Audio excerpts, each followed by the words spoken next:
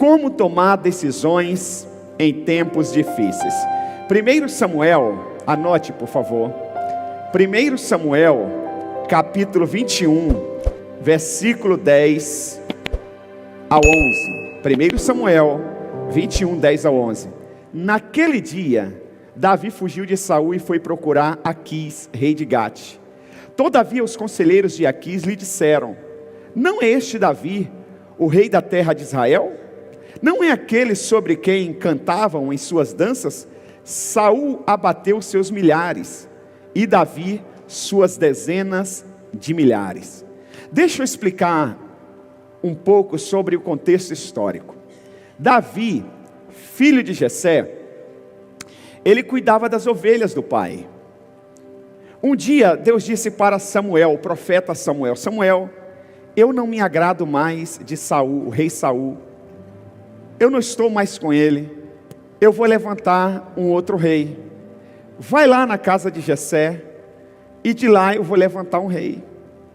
Resumindo a história, Samuel foi lá, Davi chamou os filhos, não era nenhum daqueles que estavam em casa.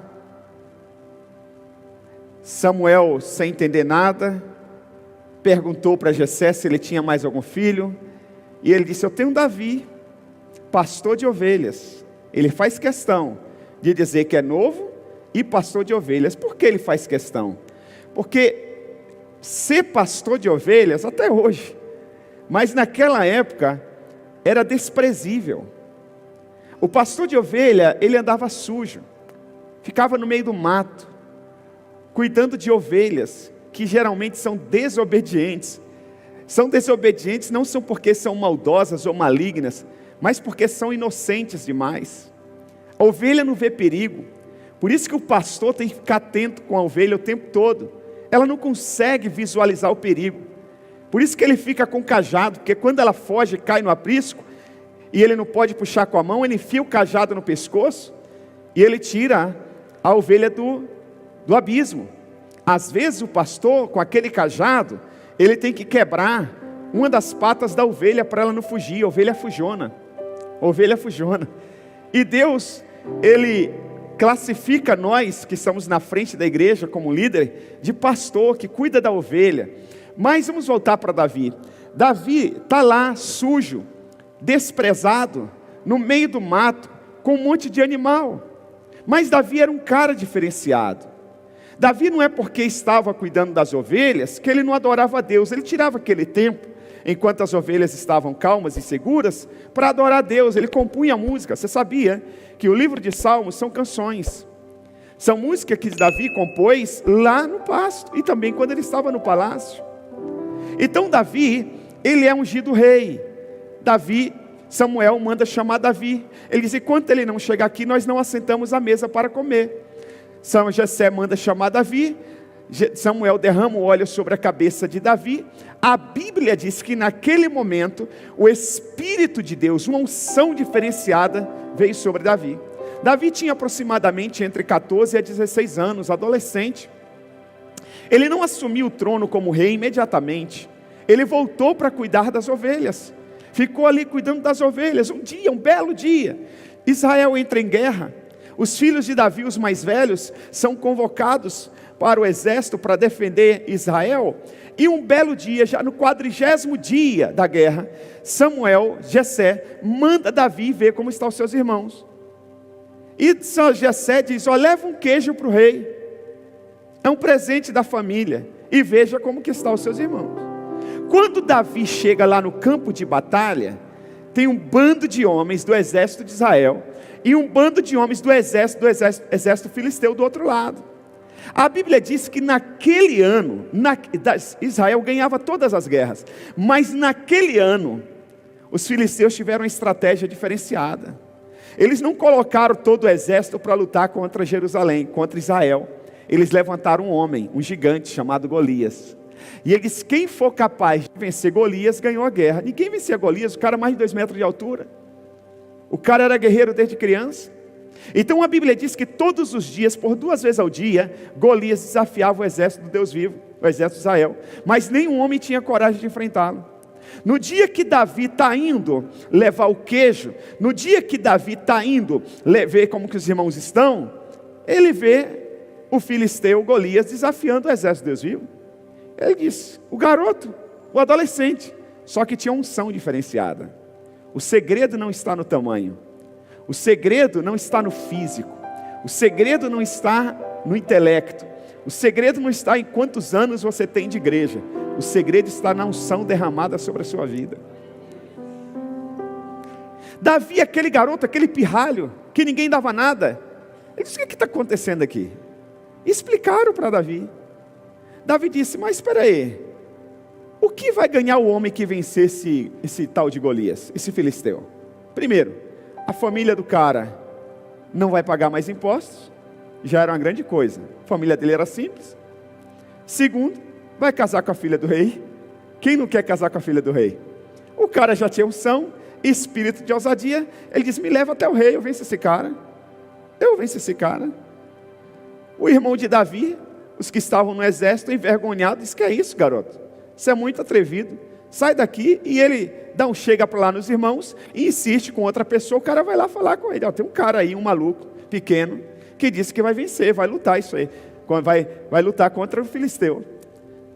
Saul manda chamar, Davi convence o rei Saul, e ele vai para o campo de batalha, e não é que ele vence, ele venceu. Quando ele volta para a cidade, as mulheres começam a gritar, Saul venceu 1000, e Davi os 10 milhares. Saul fica com inveja de Davi, e agora, em vez dele potencializar ainda mais Davi, ele fica com medo de perder o trono. Então ele tenta matar Davi, de todas as formas. Ele persegue Davi. Davi é jovem, é rei, tem unção, venceu Golias, mas é jovem, é um menino. Ele fica com medo, debaixo de muita pressão, ele toma uma decisão. Só que ele tomou uma decisão errada. Pela unção que ele tinha, pela habilidade que ele tinha, ele não tinha que ter tomado aquela decisão. É aí que entra o tema. Como tomar decisões em tempos difíceis. Porque são nos tempos difíceis que nós somos testados. Se nós aprendermos a tomar decisões certas, corretas, sábias, em tempos difíceis, nós seremos bem-sucedidos. Nós alcançaremos o sucesso que tantos desejamos. Então o texto que nós lemos diz que Davi, sob pressão, com medo, apavorado, com medo de Davi, naquele dia Davi fugiu de Saul e foi procurar Aquis, rei de Gate. Todavia, os conselheiros do rei de Aquis lhe disseram, espera aí, rei, não é este o Davi, o rei da terra de Israel? Não é aquele sobre quem cantavam em suas danças?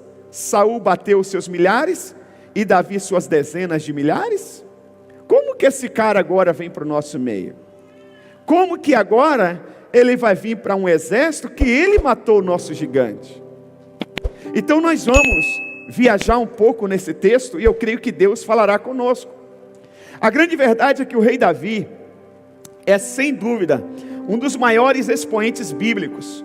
Seu nome consta entre os patriarcas de Israel e ele é citado no livro do Apocalipse como ascendente da linhagem do Senhor Jesus Cristo. No entanto, o rei Davi cometeu 2 grandes erros em sua vida, e ambos por decisões equivocadas. É aqui que eu quero chamar a sua atenção. Eu não quero que você tome decisões equivocadas.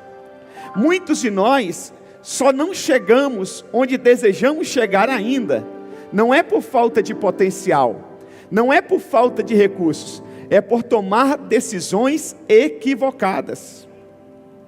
E depois que percebe que tomou a decisão equivocada, aí Satanás entra com a vergonha, aí Satanás faz florescer o orgulho. A pessoa não tem coragem de voltar atrás, de se arrepender, e ela vive para o resto da vida, muitas vezes, na mediocridade. Davi, ele cometeu esses dois grandes erros, mas Davi tem uma qualidade excepcional. Davi, ele não tinha vergonha de assumir o seu erro. Em um dos erros que Davi teve, uma das decisões erradas que Davi tomou, ele trouxe consequências desastrosas para sua família.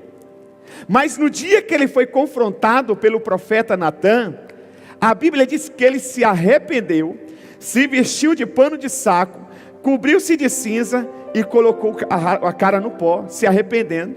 Davi não tinha problema de pedir perdão e nem de se arrepender e reconhecer o seu erro. Uma qualidade fenomenal. Mas o primeiro erro foi quando decidiu não subir com o exército para pelejar contra o rei de Amon. Ele estava esgotado pelas batalhas do ano anterior e ficou no palácio. Então, uma tarde, após um cochilo, um descanso, ao passear pela sacada do palácio, ele enxergou uma mulher chamada Betseba, uma jovem, esposa de seu general Urias. Essa mulher estava tomando sol. Ele a desejou e a possuiu, trazendo uma grande maldição sobre a sua família. Essa sua queda foi resultado de uma decisão errada. Porque quando nós vamos ler essa passagem, a Bíblia diz assim: na época que os reis saíam para a guerra. Tinha a época certa que os reis saíam para a guerra. Na época do rei sair para a guerra, Davi decidiu ficar no palácio. Ele confiava no seu exército. De fato, o seu exército era muito bom. O exército não precisava dele, mas ele precisava estar na batalha. O exército não precisava dele, mas ele precisava estar na batalha. Você sabia que a igreja não precisa de você, mas você precisa estar na igreja? Deus não precisa de você, mas você precisa estar em Deus. Em Cristo Jesus, nós somos mais que vencedores. Não é questão de Deus precisar, de você não fazer falta, é você que precisa, somos nós que precisamos. Você sabia que talvez você não precise de mim, mas eu preciso de você? Eu preciso. Você me fortalece, você me gera conforto, você me traz proteção, porque eu sozinho, eu sou presa fácil para o meu adversário. Eu sozinho não dou conta das lutas. Sempre eu falo: ore por mim, ore pela minha família. Isso não é um jargão. Eu não falo da boca para fora. Eu preciso das suas orações. Eu sou tão fraco quanto você imagina. Eu sou tão limitado e pequeno quanto você possa imaginar. Talvez quanto você. Se não for Jesus na minha vida, a Bíblia diz que em Cristo Jesus nós somos mais que vencedores. Em Cristo. Se eu sair de Cristo, eu sou um perdedor, porque foi Ele que venceu na cruz, não fui eu. Ele que venceu. Eu preciso estar nele para vencer. É mais ou menos assim: o pai e a criança têm um rio para atravessar. A criança não dá conta, mas o rio bate no joelho do pai, o pai passa tranquilo. Então o que o pai faz? O pai pega a criança, põe no colo e atravessa. A criança chega do outro lado do rio e diz: atravessei. Mas atravessou em quem? No pai. Assim somos nós. Cristo pega a gente no colo. Aleluia. O irmão lá atrás entendeu e deu aleluia. Cristo nos pegou no colo. Aleluia. Agora ninguém entendeu, vou repetir de novo. Cristo nos pegou no colo. E no colo dele, nós somos mais que vencedores. Aleluia. Aleluia. O diabo vem nos pegar, mas ele diz: não dá, está no colo de Cristo, está nos braços do Pai. Aleluia. Entendeu? Não dá. Aí a pessoa se mete a besta, se sacode, diz: eu não quero. Já viu a criança quando está esperneando no colo do pai? Quando começa a engatinhar, quando começa a andar, e ele quer ir para o chão de qualquer jeito, e o chão está sujo, o pai não quer, mas chega a hora que a mãe e o pai cansa e solta, e daqui a pouco ele está todo lambuzado. Você sabia que às vezes nós somos assim com Cristo? Eu já sei demais, eu não sei o que, eu não preciso orar, não preciso ler Bíblia, só uma semana sem jejuar, e não tem o que, só vou faltar um culto, só uma ceia, não, esse mês eu não vou entregar, Deus entende, eu não vou dizimar, não vou ofertar. A gente fica se sacudindo, daqui a pouco Deus diz: vai, Vai na força do seu braço. Se vira sozinho. Na hora que precisar, é só chamar, eu estou aqui. Aí quebra a cara, bate cabeça, perde tempo, perde dinheiro, muitas vezes perde família, perde amigos, perde a unção, perde a graça, perde a proteção, começa a fracassar, ser envergonhado, humilhado. Deus não quer isso para você. Então Davi, ele tinha que estar na guerra com o seu exército. Ainda que ele não lutasse, ainda que ele chegasse no exército e ficasse lá na tenda, ficasse na carruagem, de braços cruzados, mas o que ele não podia era estar no palácio no tempo de guerra.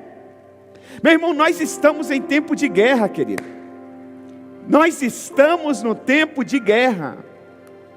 Recentemente saiu uma matéria, semana passada, um adolescente, não sabemos as causas, ele também é vítima, mas porque o pai tirou o celular, ele matou o pai, a mãe e a irmã.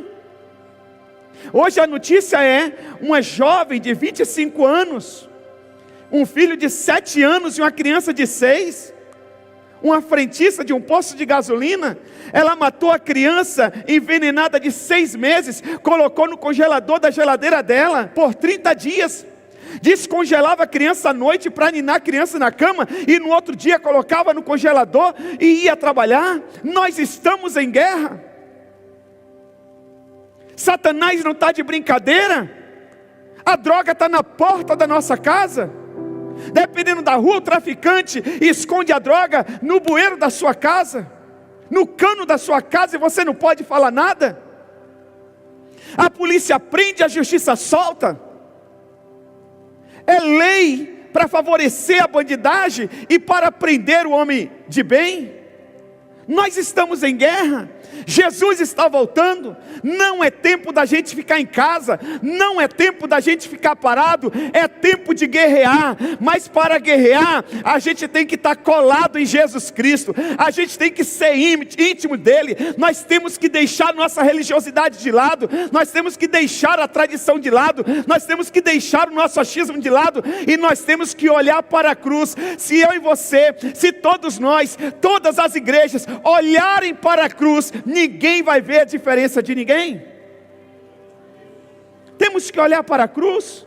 Não é tempo de ficar no palácio, não é tempo de buscar conforto para nós, não é tempo de alimentar a carne, não é tempo de alimentar a alma, é tempo de vivificar o Espírito, fortalecer o Espírito em Cristo Jesus. Davi, ele cometeu esse erro. O segundo erro foi sua mudança para o lado filisteu. Você se lembra de que ele se tornou famoso justamente por vencer Golias e os exércitos dos filisteus? Como imaginar que a nação israelita reagiu ao ver o seu herói mudar de lado? Talvez por isso eles tenham continuado fiéis aos filhos de Saul por mais 7 anos. Preste atenção, ouça isso aqui. Desde o primeiro dia que Saul foi levantado rei, no dia que ele ia ser apresentado como rei, a Bíblia diz que o Espírito de Deus já não era mais com ele. Por que já não era mais com ele? Porque Davi recebeu a unção de rei e não de profeta. O profeta era Samuel que ungiu ele rei. No primeiro dia, Samuel por algum motivo atrasou para a reunião. Davi foi e se meteu no papel de profeta, de sacerdote. E aí ele perdeu, Saul se meteu no papel de sacerdote, de profeta. A Bíblia diz que o Espírito, por causa daquela atitude, Deus já não era mais com Saul. Então o cara governou por vários anos, endemoniado, possesso, sem a bênção de Deus. Deus levanta Davi. Davi está mais perto do que nunca de assumir o reinado de Israel. Mas no momento que ele toma a decisão de mudar de lado por causa de pressão, a nação de Israel diz: o cara nos traiu, a gente vai ter que ser fiel a um dos filhos de Saul, mesmo Deus não estando com ele, porque pelo menos ele está governando. E Davi mudou de lado. Irmão, quantas vezes a gente está perto de assumir o trono, por causa de uma decisão errada, a vitória se distancia ainda mais da gente. Quem sabe já era para você ter sido promovido lá na sua empresa, mas você se uniu a pessoas erradas, deu ouvido para conversas erradas, e a bênção, a promoção se distanciou de você. Quem sabe a sua cura estava a um passo, mas por causa de uma fala, de um pensamento, de você deu ouvido a alguém incrédulo, o seu milagre, a sua cura se distanciou de você. Quem sabe você diz: pastor, meu casamento estava por um fio, mas estava indo, mas de repente acabou de vez. Quem sabe estava perto da vitória, uma fala sua estragou tudo, jogou tudo por água abaixo.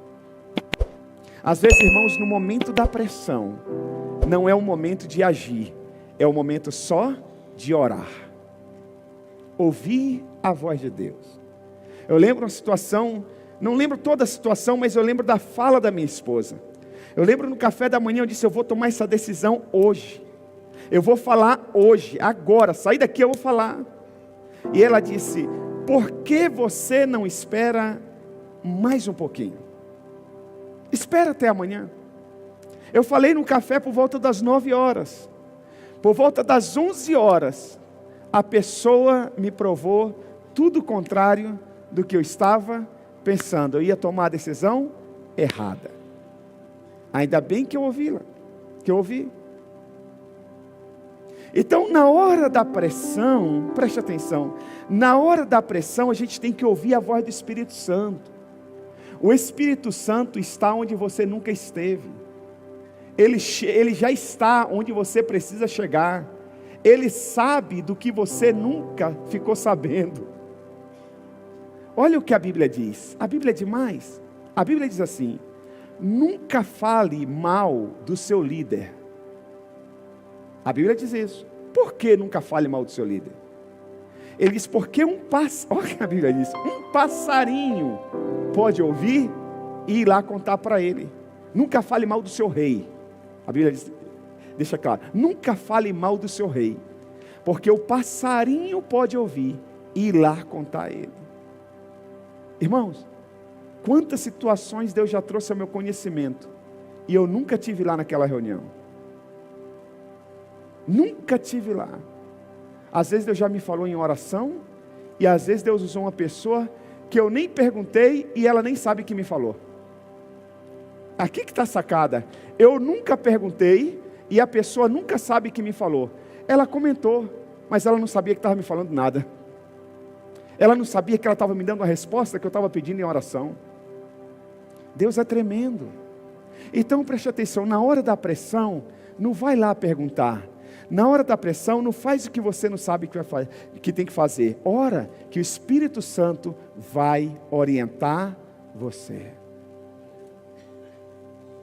Nós temos um testemunho, eu e minha esposa.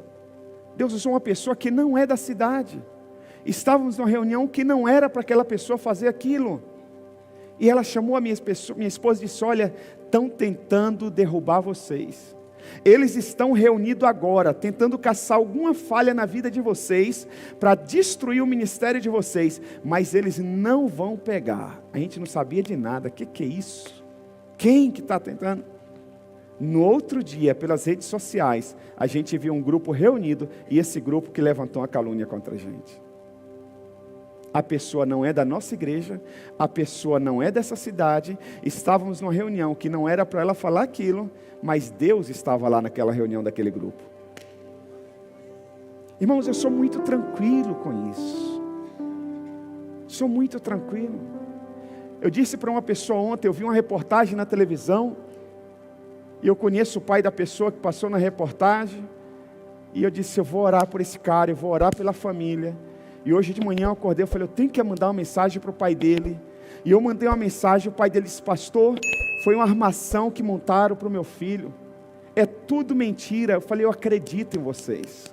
Mas deixa eu falar uma coisa, tudo isso vai passar. A verdade vai prevalecer. E o nosso Deus é um Deus de justiça. Nosso Deus é um Deus justo, Ele odeia a iniquidade, mas Ele ama a justiça. Então preste atenção, tudo nessa vida passa, a pressão passa, calma, a pressão passa.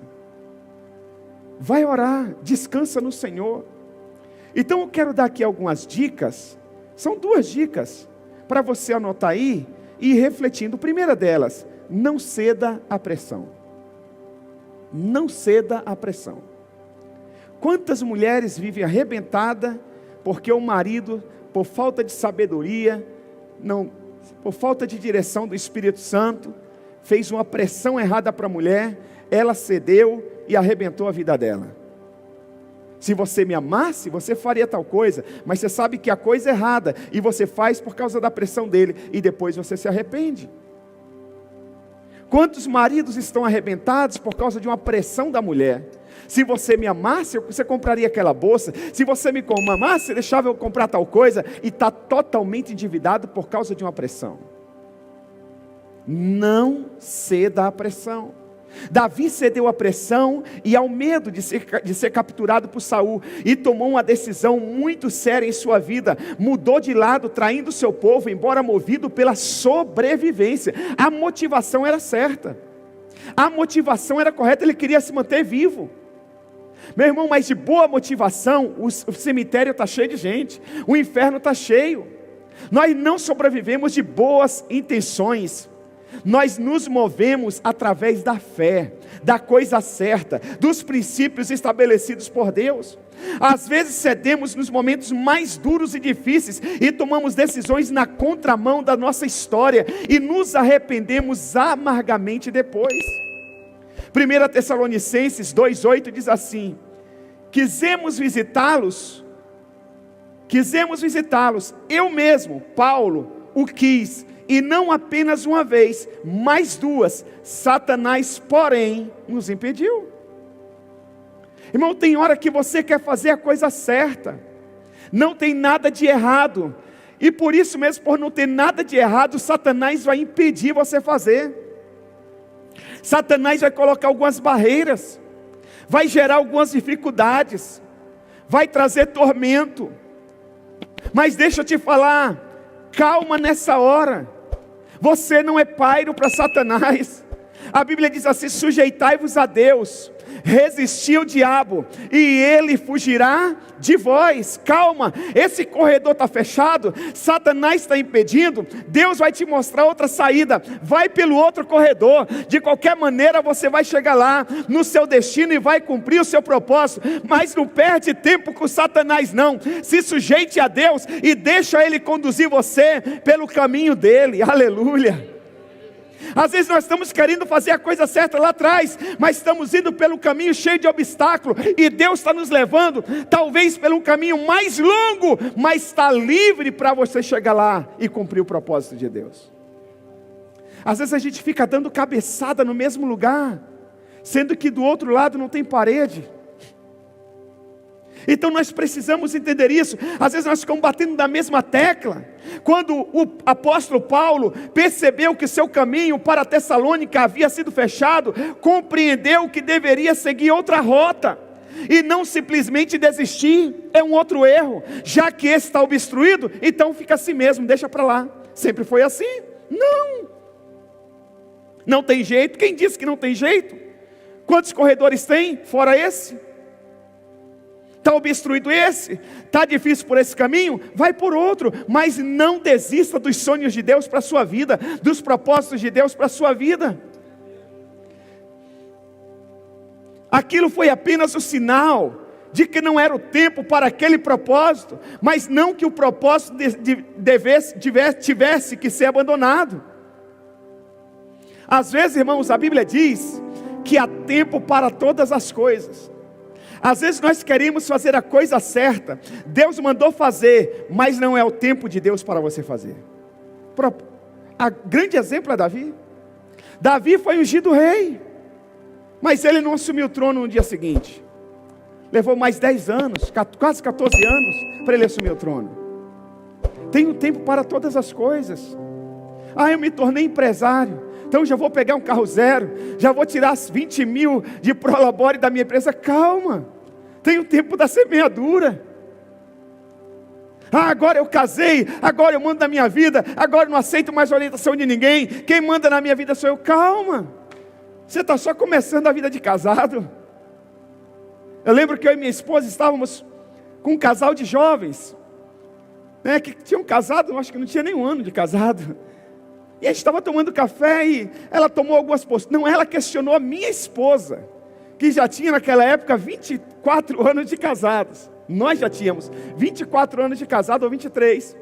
Ela questionou a minha esposa, porque a minha esposa me serviu na mesa. Ela disse, não vou falar aqui o grau de parentesco para não entregar. Mas a senhora é demais, não precisa isso. Meu marido, se quiser, ele que pegue. E não sei o quê. E começou a querer dar aula para minha esposa de papel da mulher.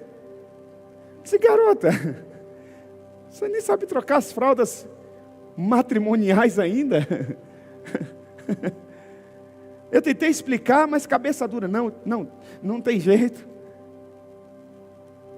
3 meses depois, estavam separados. Então preste atenção, calma. Nós somos eternos aprendizes.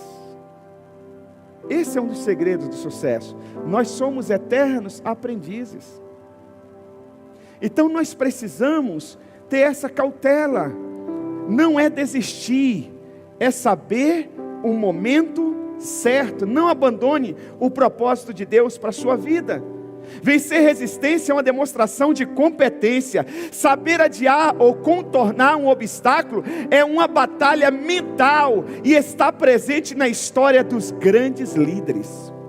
Você quer ser grande na sua área? Você quer ser grande na sua família? Quer ser grande como marido? Quer ser grande como esposa? Quer ser grande como filho? Quer ser grande como empregado ou como patrão? Quer ser grande como um líder eclesiástico? Aprenda a lidar com obstáculos, com batalhas, e elas começam na mente. 2 Coríntios capítulo 7, versículo 2, diz assim: pois quando chegamos à Macedônia, não tivemos nenhum descanso, mas fomos atribulados de toda forma, conflitos externos e temores internos. Agora eu te pergunto, quem mandou Paulo para a Macedônia? Quem mandou os discípulos para a Macedônia? Jesus. Foi Deus quem enviou eles.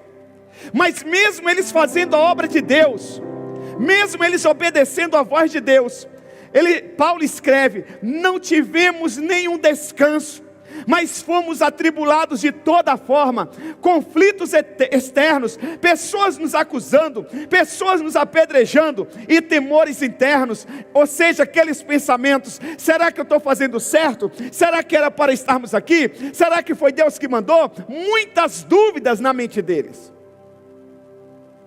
Então preste atenção, não é porque você está fazendo a coisa que Deus mandou, está no centro da vontade de Deus, que muitas vezes não vai ter obstáculos. Porque tem gente que quer só vida tranquila, mamão e açúcar, quer só viver num eterno paraíso, sem problemas não tem vitória, sem doença não tem cura, sem desemprego não tem porta de emprego. Você está entendendo? Então sem lutas não tem vitória. Nós precisamos entender isso, irmãos. Segunda coisa que eu gostaria que você anotasse: espere, aguarde, espera. Salmos 27, 14. Espere no Senhor, seja forte, rapaz, coragem, espere no Senhor. Cutuca o irmão que está ao seu lado, aí você tem liberdade. Fala assim: irmão, espera no Senhor, seja forte. Fala, espere no Senhor, seja forte. Balança ele e diz: coragem. E de novo, espere no Senhor. Vamos fazer de novo? Mas você está abraçando, você não está sacudindo. Irmão, aí espera aí, vamos lá, diga assim, espere no Senhor, seja forte, coragem, espere no Senhor. Espere no Senhor. Sabe por que o início do versículo começa: espere no Senhor, e termina, espere no Senhor, porque não é fácil esperar no Senhor. Então aqui, o autor está reforçando o texto.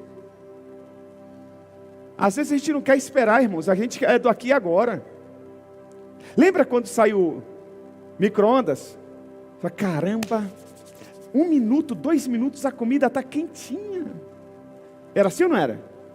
Hoje você põe 30 segundos e você está, meu Deus, que demora, tem que trocar esse micro-ondas. É assim ou não é? Quando surgiu escada rolante, caramba, parou, rapidinho você chega lá em cima. Não precisa mais ficar. Hoje não. Hoje você sobe na escada rolante e já vai andando. É assim ou não é? A gente é do aqui e agora. Mas a Bíblia diz, ouça isso aqui, que o tempo de Deus é diferente do nosso tempo. Um dia para nós é como se fosse 1000 anos para Deus. 1000 anos para Deus é como se fosse um dia para nós. Espera, calma, aprenda a esperar. Fala para o seu irmão, aprenda a esperar no Senhor. Espera no Senhor. Ele, ouça aqui, Ele nunca falha, Ele jamais nos decepcionará, e Ele nunca chega atrasado. Aleluia. Aleluia. Sabe aquele processo? Não está atrasado não. É porque Deus não deu o aval dele ainda não. Na hora que Deus colocar o dedo, o dinheiro chega. Eita, não esquece da gente não, pastor Laura.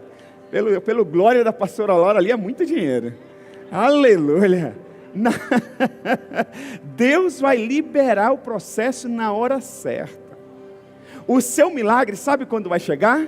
Na hora certa. Se chegar agora, estraga você. Se chegar agora, pode estragar você. Se chegar agora, talvez você abandone o evangelho. Vai chegar na hora certa. O melhor bolo é o bolo que é assado no tempo, nem antes e nem depois. Independente do tamanho da sua fome ou da sua pressa. Se a caixinha de bolo diz 45 minutos, tem que ser o quê? 45 minutos. Milagre é a mesma coisa, irmão. Deus, mas está doendo, está apertado, vai acontecer na hora de Deus. Espere no Senhor. Mateus 24, 35. O céu e a terra passarão, mas as minhas palavras jamais passarão. Só tem uma coisa que não passa nessa vida. A palavra, faz assim comigo, luta passa, doença passa, decepção passa, desemprego passa, pandemia passa, e a dengue vai passar. Todo esse mal vai passar. Tudo nessa vida passa. A nossa chatice passa. Quem já foi mais chato quando era mais jovem? Levanta a mão. Hoje está menos chato, mas continua. Era mais. Mas chatice passa. A juventude passa. Vocês acham que vão ser jovens a vida inteira? Passa. Olha para o seu Gilson aí. Passa. Irmãos, semana passada chegou um irmão aqui, um senhor de idade, Davi Botelho, está com quase 80 anos. Mas, aí ele chegou e disse assim: pastor, eu vim aqui que eu vou dormir na sua casa. Coisa de velho. Falei, sério? Ligou para um monte de gente aí para me achar, e me achou, veio aqui e falou, eu ia até correr depois do culto. Eu falei, agora danou-se minha corrida. Aí chegou lá em casa, ficou conversando até quase 1 hora da manhã. Disse que não comia nada, mas comeu tudo. Aí depois foi dormir e falou, só durmo 3 horas por noite. Falei, caramba, vou ter que acordar cedo então, demais. Acordei cedo, levei o Isaquinho na escola, comprei pão, voltei correndo para casa e ele roncando. Eu falei, meu tempo de oração agora já foi embora, não vou poder orar mais hoje lá na igreja. Vou molhar minha planta. Fiquei molhando a planta. Terminei de molhar a planta, vou lá no quarto, ele está o quê? Roncando. A gente sentou para tomar o café, porque tinha que tomar café, senão ia dar almoço já. E ele estava o quê? Roncando. Eu falei, o velho falou que só dorme 3 horas por noite. Imagine se dormisse a noite toda. Coisa de velho. Ele assiste às vezes. Mas coisa de velho. Vigília é assim também, irmã? Então, a juventude passa. Tudo nessa vida, o dinheiro passa. A empresa que você está trabalhando, ela vai passar. Um dia ela não vai mais existir. Só tem uma coisa que é eterna: o reino de Deus. A Bíblia diz que o reino de Deus jamais terá fim. Aleluia. A palavra de Deus não passará. Quando queremos construir, edificar qualquer coisa na vida, enfrentamos muitas barreiras. Barreiras de resistência esgotam nossas reservas e depósito de sabedoria, conhecimento, habilidade, recursos e relacionamentos para que possamos construir novos depósitos e buscarmos novos relacionamentos. São essas as barreiras que nos levam para frente. Não é a facilidade que nos leva ao nosso destino, são as barreiras. As barreiras criam resistência na gente. Você já viu alguns atletas treinando? Já viu alguns jogadores treinando? Tem um treinamento lá que o colega pega tipo uma cinta, passa aqui tipo um elástico, alguma coisa, e ele tenta correr e o colega atrás dificultando, segurando. Já viram esse treinamento? Aquilo ali é para criar resistência no jogador, no atleta. Não é o seu adversário, não é o dia do jogo que ele ganha resistência. É nos treinamentos da vida. As lutas muitas vezes são treinamentos para nós chegarmos no nosso destino mais fortes. E cada luta que enfrentamos é para nos gerar mais resistência ainda. Porque se você quer chegar no pódio, o pódio é alto, tem que subir, é lugar de destaque, é lugar que você será visto por todos, e é lugar que você vai ver todos, talvez todos até que te criticaram, todos que pensaram que você nunca ia chegar lá, mas você criou resistência, você chegou lá, você subiu e levantou o troféu para a glória de Deus. Não fuja das lutas. Fala para o seu irmão, não fuja das lutas. Aleluia. Não fuja dos problemas. Enfrente com sabedoria. Construir é o mesmo que edificar, e isso exige discernimento e resistência, perseverança, com paciência e muita fé. Se coloque de pé, por gentileza. Hebreus capítulo 10, versículo 38, diz assim: mas o meu justo viverá e se retroceder, não me agradarei dele. Você é um homem ou uma mulher que já foi justificado por Deus na cruz do Calvário. Preste atenção que Deus não está falando esse versículo para quem não foi justificado na cruz. Isso aqui é para quem já entregou a vida para Jesus. Isso aqui é para quem já nasceu de novo, que vive pela fé. Quem vive pela fé? Amém. A Bíblia está dizendo aqui que se você retroceder na sua fé, o Senhor não vai se agradar de você, porque Ele já justificou você, para você viver por fé.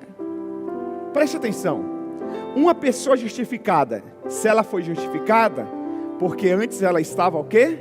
Condenada. Quem nunca foi condenado não precisa ser justificado. A justificação vem de quem? Da justiça. A Bíblia diz que o nosso Deus é um Deus justo. Ele já nos justificou na cruz do Calvário. Ele levou sobre si todas as nossas dívidas. Ele levou sobre si todas as nossas dívidas. A Bíblia diz que pelas suas pisaduras nós já fomos sarados, curados. Então Satanás agora não tem mais nenhuma legalidade para acusar você. Quando que a gente retrocede? Quando a gente acredita nas acusações do diabo. O diabo diz: você não vai poder fazer, você não vai poder conquistar, a sua família não vai ser salva, você nunca vai pregar, você nunca vai ser um líder de célula, você nunca vai ter uma empresa, você nunca vai concluir a faculdade, não adianta comprar o carro financiado, você não vai ter condições de pagar, vai dar busca e apreensão. E você fica dominado pelo medo do diabo. Ele diz: lembra aquela outra vez que você comprou a casa financiada e perdeu? Como que você vai comprar outra? Como que você vai entrar em outra dessa outra vez? Tudo que Satanás tem é o nosso passado. E se você acreditar nele, você trava. Eu lembro uma vez que eu quebrei uma empresa. Eu já contei isso aqui, em 2001. E um pastor amigo meu, pai, amo muito até hoje, ele me ama também. Às vezes eu fico até meio fico constrangido de tantos elogios que ele faz à minha pessoa. Mas eu lembro que depois que ele me ama tanto, ele quer tanto o meu bem, que eu lembro que depois que eu quebrei, ele disse assim de uma forma tão carinhosa, eu senti tanto amor dele naquilo. Ele disse assim: Isaac, você é um cara tão esforçado, não entra nesse negócio mais de abrir empresa não. Trabalha numa empresa como você já trabalhou no passado, você vai ganhar bem, sem muita dor de cabeça. É um conselho bom para quem te ama? É. Ele não quer ver você sofrer, ele não quer ver você descabelado, embora é difícil ficar descabelado, né? Mas você entendeu? E aí surgiu uma proposta de negócio para mim. Um negócio até que eu não queria. Mas o cara que me fez a proposta era muito visionário. É um multimilionário esse cara. E ele percebeu que eu não queria, ele insistiu. Ele me chama de Zacão, e disse: Zacão, você vai ganhar muito mais do que você pediu. Pega esse negócio. Eu peguei. No final de semana, eu vendi para ele um produto que nem o maior cliente dele conseguia vender, nem o maior parceiro dele. Quando eu cheguei segunda-feira no escritório dele, o cara ficou doido. Ele disse: o que você fez? Eu falei: eu vendi. Não, vendi, está tudo aqui, ó. Pega aí, dinheiro e cartão. E cheque, naquela época tinha cheque. Ele disse: você se tornou o meu maior representante do Brasil. Eu pensei que era conversa. Mas o cara foi confiando, entregando. Eu ganhei muito dinheiro. Chegou uma hora que ele disse assim: só que tem um detalhe. Agora, eu não posso te pagar mais no CPF. Você tem que abrir uma empresa. Senão eu não vou conseguir te pagar mais. Você está ganhando muito dinheiro. Veio a voz do meu pastor: não se mete mais nesse negócio de empresa. E aí eu fiquei na sinuca, que fala o quê? De bico. Abre a empresa, não se mete nesse negócio. É melhor ser empregado, você vai sofrer. Abre, Zacão, último mês. Se você não abrir, mês que vem não te entregam mais produto. Eu abri. Daqui a pouco eu tinha vários funcionários, um em cada estado, trabalhando, e eu ganhando muito dinheiro. Eu viajava, o sorriso da esposa ficava de orelha a orelha, que ela ia me buscar no aeroporto, dali já ia para o shopping, comprava bolsa, não sei o quê. Era assim. Agora preste atenção, você já imaginou se eu deixasse aquele passado me condenar?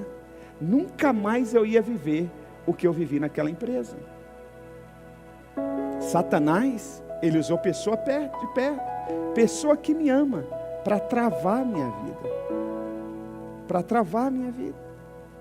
Então deixa eu te falar, Jesus está dizendo: se você retroceder na fé, você não pode acreditar nas circunstâncias, você não pode acreditar e ficar preso no passado, você não pode também acreditar nas pessoas mais próximas, que elas querem o teu bem, elas querem proporcionar conforto, e conforto não gera crescimento,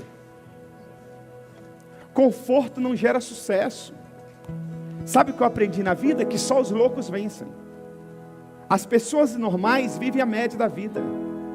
Quem chega no topo são os loucos, são os decididos, são os que aprenderam a enfrentar obstáculos. Irmãos, a fé cristã é enfrentar obstáculos, por isso que precisa de fé. Se não tivesse obstáculos, se não fosse difícil, não precisaria de fé, você faria de forma natural. A fé é sobrenatural, só Deus pode dar. Eu quero orar por vocês. Você não vai retroceder.